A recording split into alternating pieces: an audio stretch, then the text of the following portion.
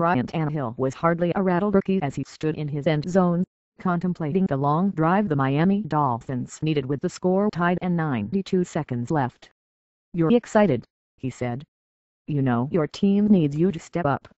Tannehill did just that, moving the Dolphins 65 yards in 6 plays to set up a 43-yard field goal by Dan Carpenter at the final gun, and they rallied to beat Russell Wilson and the Seattle Seahawks 24-21 Sunday.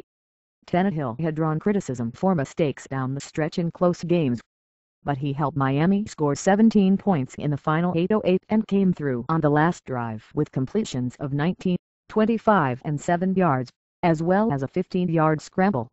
"In this league you need to win some games like this," Coach Joe Philbin said. "It's important for any quarterback to do that." Carpenter hit the winning kick on his 27th birthday, and Miami 5-6 broke a 3-game losing streak. The Seahawks 6-5 unbeaten at home this year, lost for the 5th time in 6 road games, and Coach Pete Carroll said he made poor use of last week's bye. "I'm disappointed in all phases of the game," he said. "We didn't do the things we needed to do in the week off to get prepared. I screwed it up."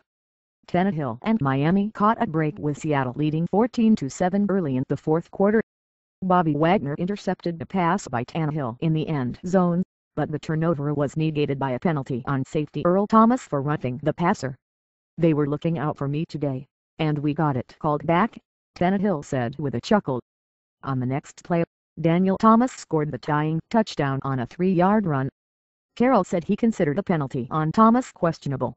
"He jumped up to block the pass and came down on the quarterback with no intent to hit him," Carroll said. "It was a very big call to make at that point in the game." Leon Washington returned the kickoff for a touchdown for the 8th time to tie the NFL record and put Seattle ahead with 8 minutes left. Miami answered with an 80-yard drive capped by Tannehill's 29-yard pass to Charles Clay, making it 21-21. Wilson finished with a hefty passer rating of 125.9 in the matchup of rookie quarterbacks. But the Seahawks lost yardage on their final 3 plays and were forced to punt from midfield, allowing the Dolphins to start at their own 10 with 1:30 left.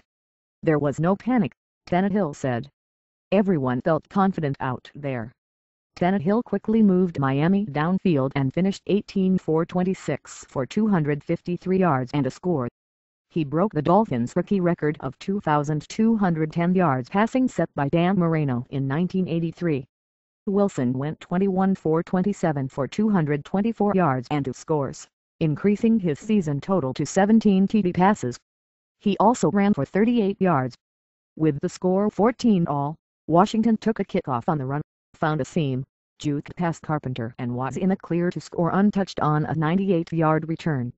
Washington tied the career record for touchdowns on kickoff returns held by Joe Cribbs of Cleveland. The lawn sprinklers came on between plays in the third period, causing a brief delay and drawing the roar from the amused crowd. Otherwise Miami fans had little to cheer about until the Dolphins' offense suddenly came to life in the fourth quarter after scoring only 2 touchdowns over the previous 13 periods. Mindful of Miami's sputtering offense, Carroll played for field position, punting when his team had the ball at the Miami 40, 48 and 38. The conservative strategy helped keep the Dolphins pinned deep, and they started outside their 20 on only 1 possession. Their touchdowns came on drives of 94, 82 and 80 yards. "The guys kept believing," Philbin said. "They never buckled."